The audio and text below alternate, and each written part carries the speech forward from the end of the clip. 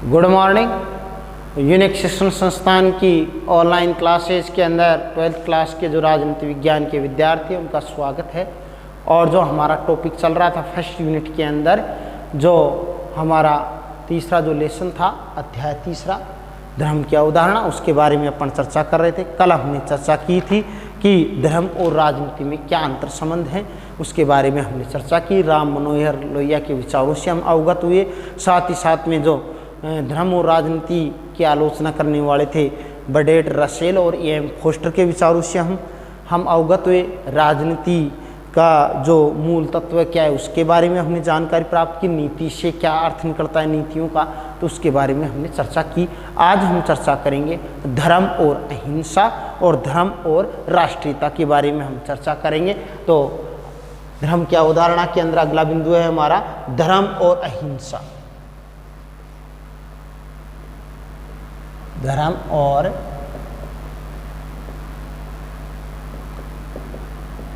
अहिंसा।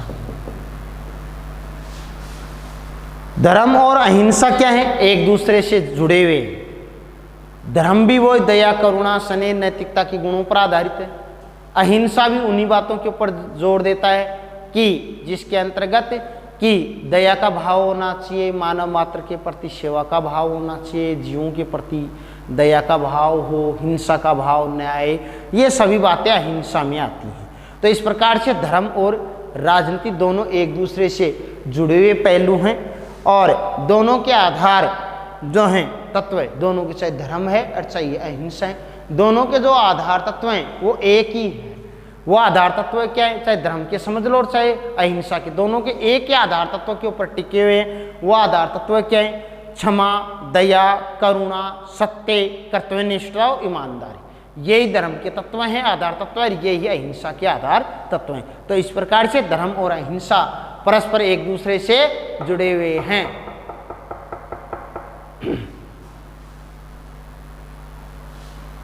तो धर्म और अहिंसा परस्पर संबंधित हैं।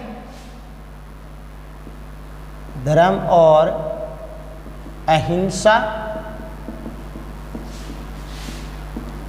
परस्पर, धर्म और अहिंसा परस्पर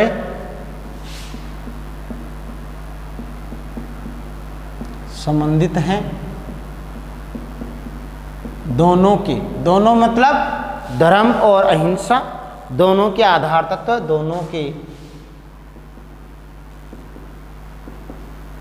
आधार तत्व। दोनों कौन है भाई? धर्म और अहिंसा दोनों के आधार तत्व क्या हैं? दोनों के आधार जिनके ऊपर, जिन आधारों के ऊपर टिके हैं वो हैं दोनों के आधार तत्व। क्षमा, दया, करुणा। क्षमा, दया, करुणा, क्षमा, दया, करुणा, सत्य,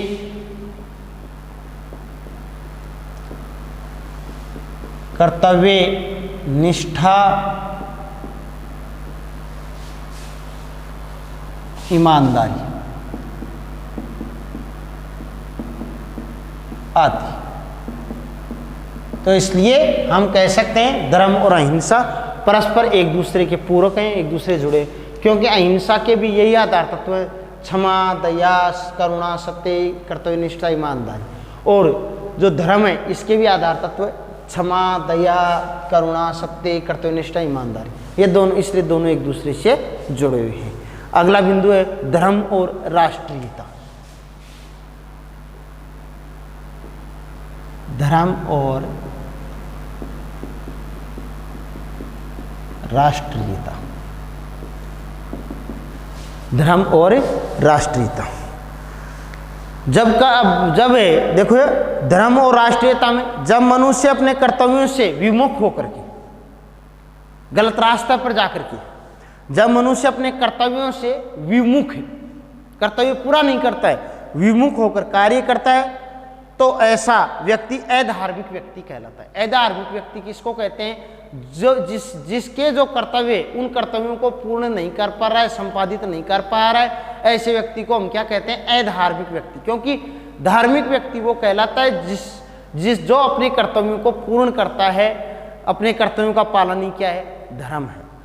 जब मनुष्य अपने कर्तव्यों से विमुख होकर के काम करता है तो ऐसा व्यक्ति अधार्मिक व्यक्ति कहलाता है। वह समाज के विकास का मार्ग अवरुद्ध करता है। और ऐसा व्यक्ति जो अपने कर्तव्यों को पूरा नहीं करता है तो ऐसी स्थिति में वो समाज के किसी काम का नहीं है, समाज का विकास भी रुक जाता है ऐसी स्थिति के अंदर। जिससे यदि समाज का विकास रुक गया, समाज का विकास अवरुद्ध हो गया तो ऐसी स्थिति में राष्ट्र का विकास भी अवरुद्ध हो जाएगा। व्यक्ति धर्मानुसार आचरण तभी कर सकता है जब व्यक्ति के मन में दुराग्रह के भाव न आए। कहने का मतलब व्यक्ति के मन में अपने स्वार्थ सिद्धि के भाव न आए, दुराग्रह के बुरे विचार न आए उसके मन में, तभी वो अपने कर्तव्यों को पालन कर सकता है, तभी वो धर्म के अनुसार आचरण कर सकता है। अतः राष्ट्र हम सब के लिए सर्वोपरि है। धर्म से भी सर्वोपरि किसको माना गया है, राष्ट्र को। हमारा कोई मत, भाषा, मान्यता और धर्म राष्ट्र से ऊपर नहीं है। न तो हमारा कोई मत है, न कोई हमारी आस्था है, न कोई हमारी भाषा है, न कोई हमारी मान्यता है, न कोई हमारा धर्म है। इन सबसे ऊपर किसको स्थान दिया गया है, राष्ट्र को। किसको दिया गया है भाई, धर्म और राष्ट्रीयता में से किसको स्थान दिया गया है, धर्म से ज्यादा किसको स्थान दिया गया है, राष्ट्रीयता को।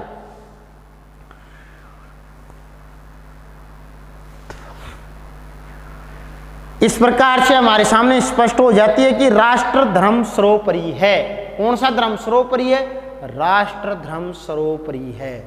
राष्ट्र जो धर्म राष्ट्र को तवज्जो देता है, जिसके मन में धर्म की जगह राष्ट्र का भाव है, वो सर्वोपरि धर्म माना गया है। राष्ट्र की सुरक्षा, विकास, इसकी एकता, किसकी, राष्ट्र की, कि राष्ट्र की चाहे सुरक्षा की बात कर लो, राष्ट्र के विकास की बात कर लो, इसकी एकता की बात कर लो, इसकी उन्नति की बात कर लो, ये सबके सब हित में क्या है, राष्ट्र का विकास है। धर्म का मूल सार तत्व क्या है कि हम अपने अपने जो धर्म संप्रदायों, वर्ग, वर्ण में है, कौन सा अपना धर्म है, आश्रम आदि का अनुसरण करते हुए परमार्थ से जुट जाएं, हम अपने कर्तव्यों से जुड़ जाएं और राष्ट्र को सर्वोपरि बनाएं। यही हमारा राष्ट्र धर्म है। तो इसलिए राष्ट्रीयता को धर्म से ऊपर जगह दी गई है। तो इसके अंदर देखिए, जब मनुष्य अपने कर्तव्यों से विमुख होकर के कार्य करता है तो ऐसा व्यक्ति अधार्मिक व्यक्ति कहलाता है। जब व्यक्ति अपने कर्तव्यों से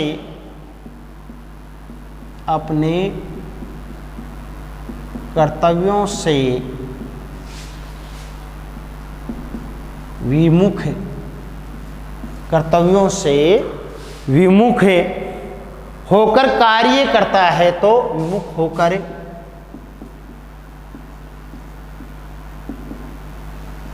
कार्य करता है तो विमुख होकर कार्य करता है तो ऐसा व्यक्ति करता है तो ऐसा व्यक्ति क्या कहलाता है भाई, ऐसा व्यक्ति अधार्मिक व्यक्ति कहलाता है। ऐसा व्यक्ति को किसकी क्या नाम दिया गया है, अधार्मिक। धार्मिक नहीं, अधार्मिक मनुष्य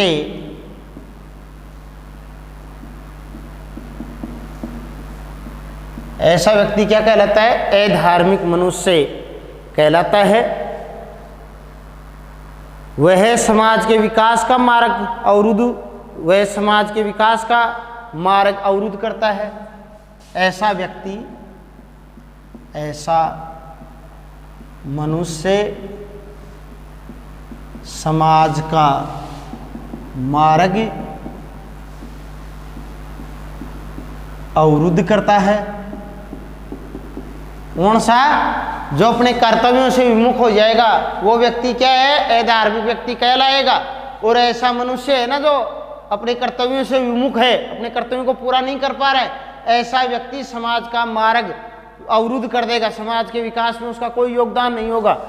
और ऐसी स्थिति के अंदर जिससे राष्ट्र की प्रगति में भी बाधा उत्पन्न हो जाएगी।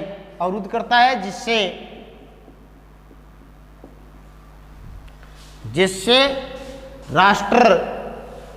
राष्ट्र की प्रगति में, जिससे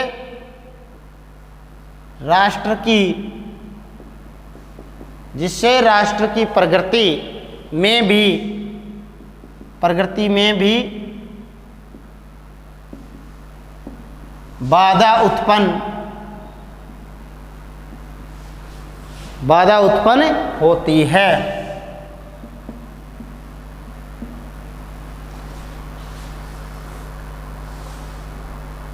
अतः इस प्रकार से राष्ट्र हम सबके लिए सर्वोपरि है। ये भाव नहीं होना चाहिए हमारे लिए राष्ट्र क्या है, सर्वोपरि है। धर्म से भी सर्वोपरि किसको माना गया है, राष्ट्र को। तो राष्ट्र हम सबके लिए सर्वोपरि है। राष्ट्र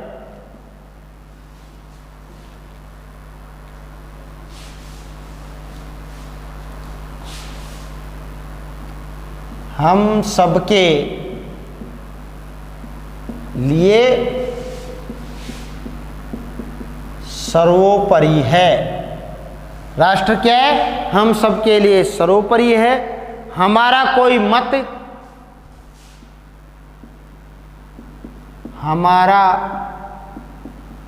मत न तो कोई हमारा मत है, हमारा कोई मत, भाषा मान्यता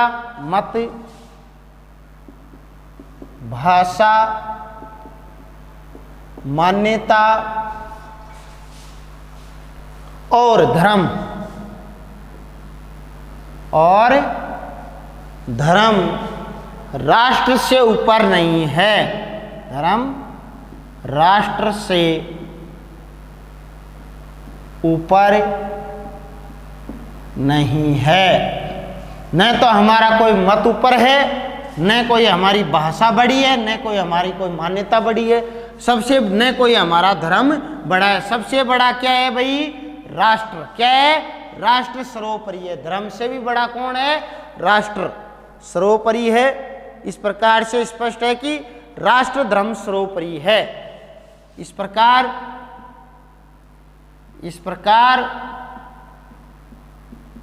राष्ट्र धर्म सर्वोपरि है। इस प्रकार से जो राष्ट्र धर्म है वही क्या है, सर्वोपरि है। राष्ट्र की सुरक्षा, विकास, इसकी एकता और उन्नति में राष्ट्र की सुरक्षा,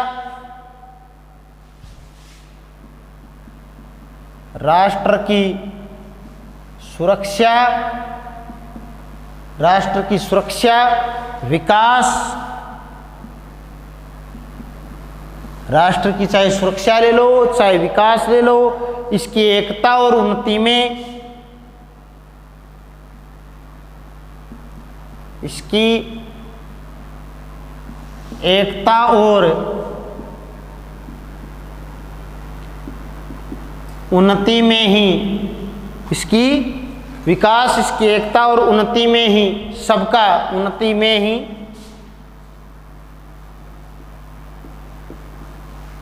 ही सबका विकास है। उन्नति में ही सबका हित या विकास है। धर्म का मूल सार यह है कि क्या बताया गया है, जो धर्म है उसका, धर्म का मूल सार, धर्म का मूल सार क्या है, बताया गया है कि भाई हम अपने धर्म, संप्रदाय, वर्ण, आश्रम, धर्म का मूल सार है कि मूल सार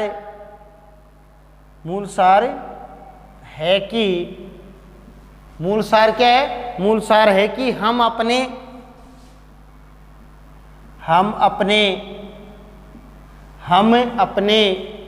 धर्म, संप्रदाय,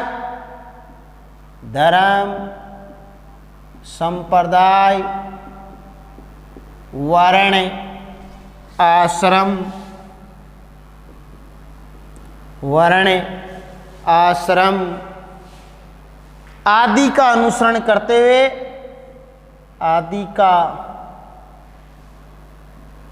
अनुसरण करते हुए, आदि का अनुसरण करते हुए, आदि का अनुसरण करते हुए परमार्थ से, आदि का अनुसरण करते हुए परमार्थ से जुड़े, आदि से परमार्थ से जुड़े तथा राष्ट्र को सर्वोपरि माने, जुड़े तथा